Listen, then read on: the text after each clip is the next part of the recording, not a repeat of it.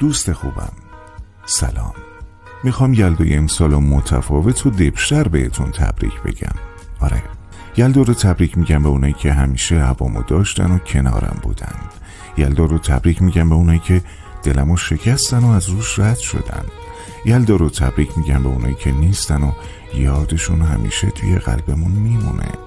یلدا رو تبریک میگم به اونایی که عاشقن و عاشقونه پای عشقشون میمونن.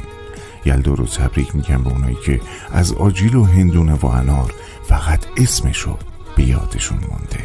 یلدا رو تبریک میگم به اونایی که خیلی درد میکشن ولی همیشه لبخند روی لباشونه. یلدا رو تبریک میگم به اونایی که از خوشیای مردم شادن و از ناراحتیشون غمگین. یلدا رو تبریک میگم به تموم رفقای واقعی. رفیق جان، یلدات مبارک.